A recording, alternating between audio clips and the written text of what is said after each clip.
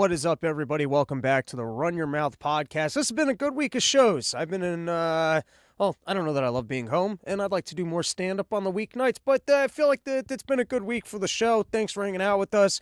Right off the bat, before we get into topics, because we got a fully loaded episode here, we've got all sorts of stuff coming at you.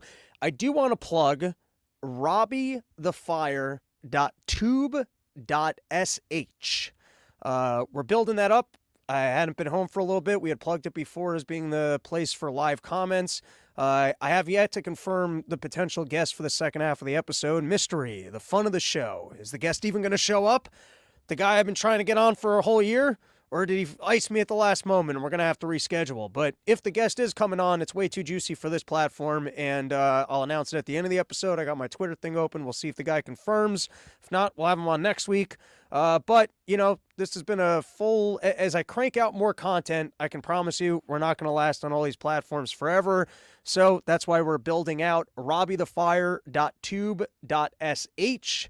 At the moment, it's just the live player with some chat features, and if you go there and you don't see it, well, then, you know, there was a tech error, and you can find it on Twitter. You can find the show later on, but I'm just letting everyone know that that's the backup place, and it'll get built out. You know what would be the better way to do this is to just have it done and then let you know that it's definitely there so that you don't check it once and go, hey, that wasn't here, and then never show up there again.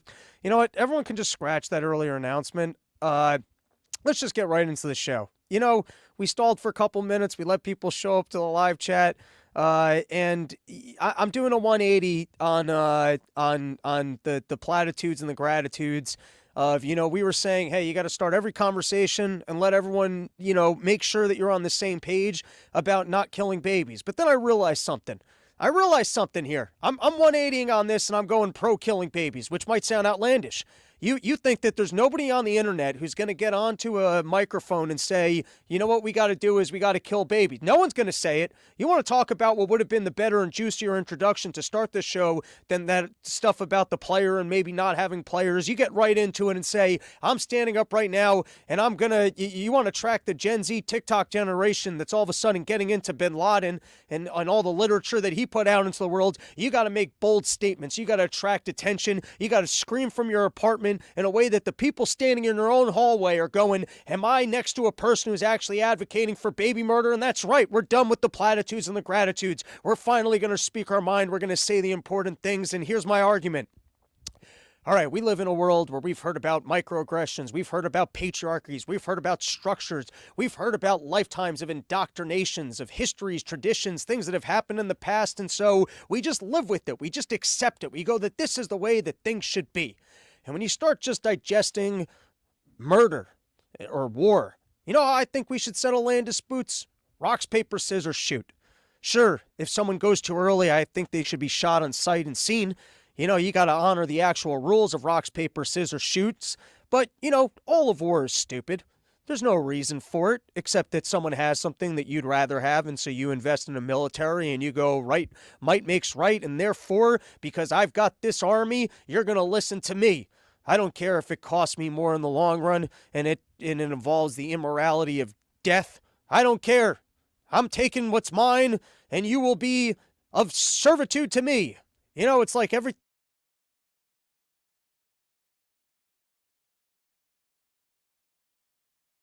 it doesn't matter.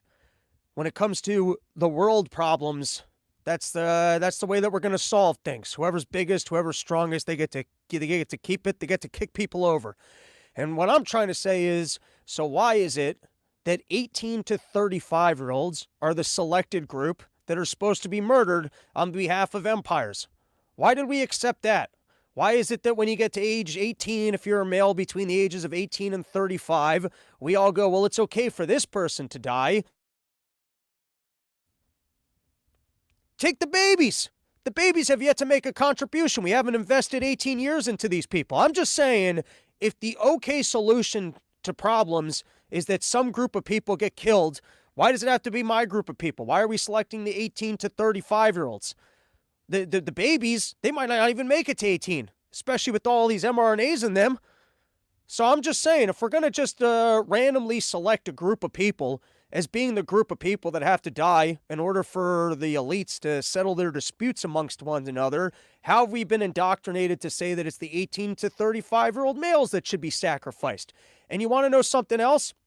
We all are inherently more outraged by the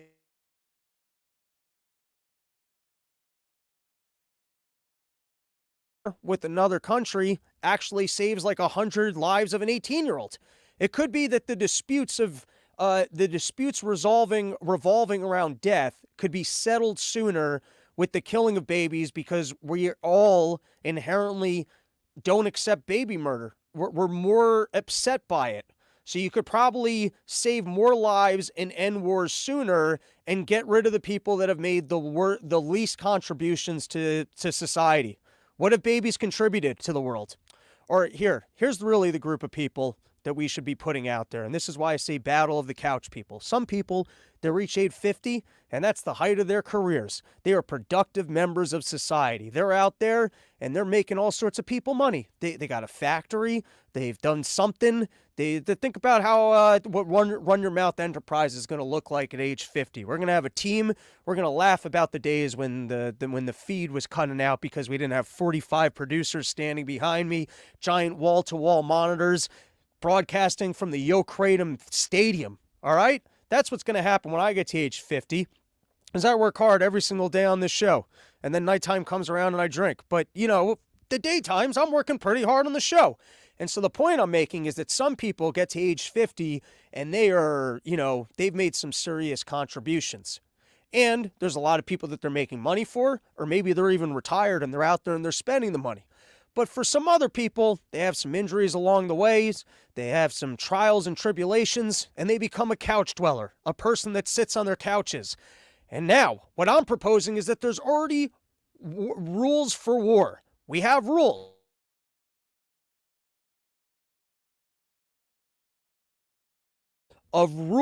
in agreement amongst people for how we will be engaging in warfare. So why not just everyone agree, the same as they police sports, that you can't take steroids? We won't put up our 18-year-olds. You don't put up your 18-year-olds, and we'll have old man fights with the people that have made it to 50 and clearly weren't making a contribution to society. So if you're above a certain tax bracket or you got family relying on you, I don't really know what the criteria is to go, hey, you're getting drafted into the military because you're 50 years old and you're not doing anything with your life. Maybe and I'm not pro,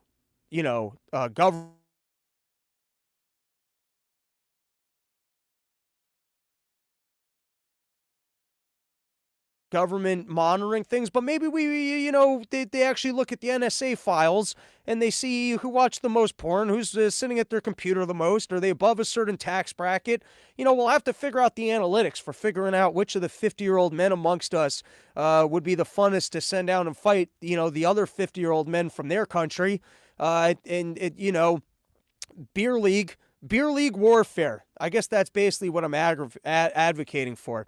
All right, guys, tonight I'm in Norwalk, Connecticut. Come out, support the local shows. I know the other comics on this show, and they're all hilarious. And, help me boast my my local street cred. People realize, hey, that guy with the Yo Kratom backing, building up to his stadium filled with kratom powder.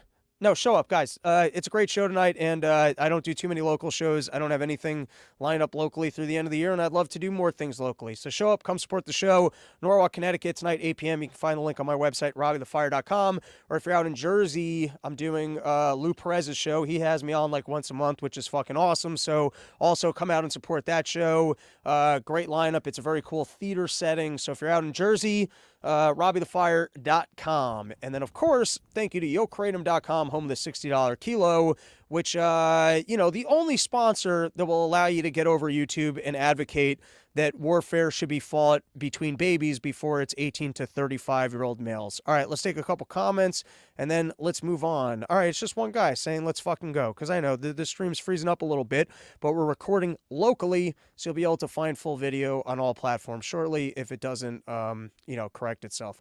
All right, let's take a look at our topics for today. Firstly, we decode the secret wincing communication systems between Blinken and Biden. You think they have deep state elections? Like, how does Blinken end up in that position? Like, when they decide who's going to be the handler, who's going to be the guy watching him, who's going to be the guy actually, like, making the decisions, is there, like, you think there's a deep state election system amongst the deep state people to figure out who actually gets to call the shots for the deep state? I wonder. I wonder if behind the scenes there's an entire different election system. Next, find out what dead author is grabbing the attention of Gen Z. The answer is Bin Laden. Beards and farming goats are back in, everybody.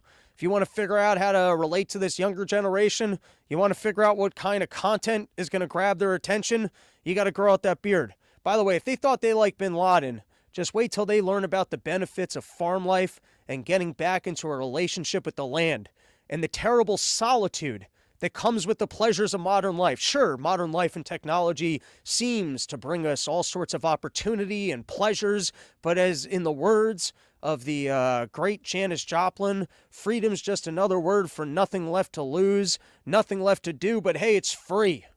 And so, we're all sitting around, we're lonely, we're under Tinders, no one wants to match with you because you're not tall, you don't got a full head of hair, maybe you don't have that problem. We're all just sitting alone, ordering our food off for Seamless, complaining about inflation, pretending like we're poor and broke while we buy overpriced coffees, spend money on gym memberships. But no, you know what would make us all happy? If we went back to simpler times where we could actually feel the thrill of working the land and earning that bread that you eat. I'm quoting the Unabomber if you didn't realize that. Or everyone's struggling now. We're all struggling. Maybe a book about people's struggles. Maybe we could just, someone who really hones in on just how hard they have it. Maybe it's something like called My Struggle. It's something that you just like really gets into the weeds on it. All right, next topic.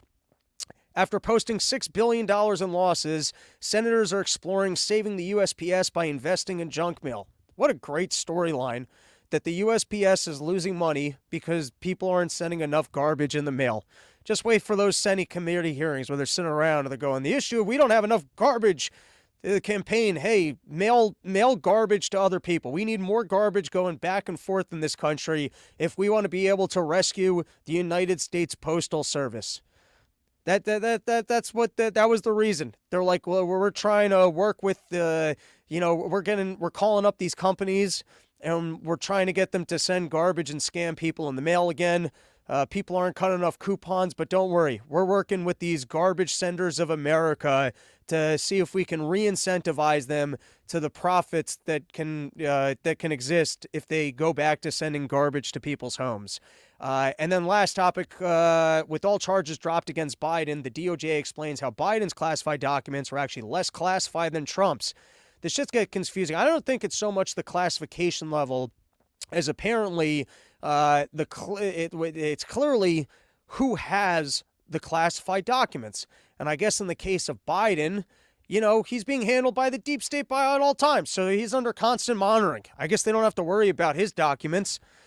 I mean, sure, Donald Trump was surrounded by Secret Service agents, and it was in his private bathroom. And what kind of an animal would go into a billionaire's private bathroom? You know not to do that. Everybody knows not to go into the private bathroom of a billionaire. That guy earned his private bathroom. And then also with the whole Donald Trump storyline, it's already changed from, hey, he had the classified war, nuclear materials, things that he could sell to other people. This entire country's at risk because of those documents to, it doesn't matter what documents were here, what documents weren't there. The thing is that he turned off a camera while he moved them and he lied to his lawyer. So, sure, we raided his home on the basis that there might be nuclear secrets, but, why do we have to quarrel about what we did to try and get him in trouble? What we should be getting him in trouble for is the moves that he did when he felt threatened by our activities and he tried to move her around us. All right. Let's get into it. So what do we got? What do we come up first? David Decamp found guilty in Paul Pelosi hammer attack. I'm a little outraged by this because this case got solved without any insight into what Paul Pelosi may or may not like within his asshole. This is why we need federal court needs to be on television. We're missing all the juiciest cases.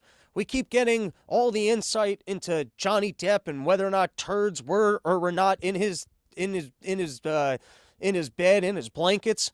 But when it comes to the leaders of our country, the wealthy elites, and what they may or may not like within their buttholes, we get zero coverage whatsoever.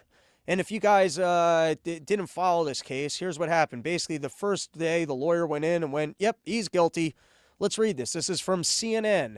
Decamp's attorney, Jody Linker, conceded on the first day of the trial that her client was the one to attack the 83-year-old Paul Pelosi, but argued that his motivation for the assault did not match the charges against him.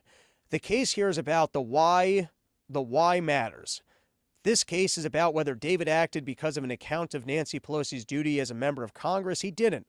Linker had argued to the jury, and he only struck Paul Pelosi in a quick moment of despair because the police arrived and his larger plan was thwarted. Sounds like you're just pleading guilty. How does that work? Hey, I came into this school, and I was going to shoot everybody. But then the cop was here, and I panicked, so I shot him, and I was only able to shoot this one person. So I'm guilty of that, but it was only... You're actually saying that there was a larger plan that was started? How is that not just a guilty plea? And by the way, we didn't get to watch this trial where apparently the guy just showed up and pled guilty. And, none of the mysteries were solved as to how a guy this wealthy has worse than the ADT security that even my dumb parents have at their homes. I mean, how do you have this much wealth and then just zero security in any capacity whatsoever? You'd think with all of it, the greatest stock picker of all time and all of American history would at least have the intellect to invest a little bit into home security. You take a little bit of those savings, diversify the portfolio, spend most of it reinvesting on the insider trading picks. I understand that. But you could at least afford to take some of this money and invest it in your home security. You would think. But no. All right. I want to know, were there character witnesses? Did any other gay hookers show up in this man's defense and say how this gay hooker going to jail was going to affect the San Francisco gay hookering community? Or did anyone address the fact that he would only engage in violence with a client if they had already forged a previous relationship? Where are the character witnesses of the other gay hookers in this trial?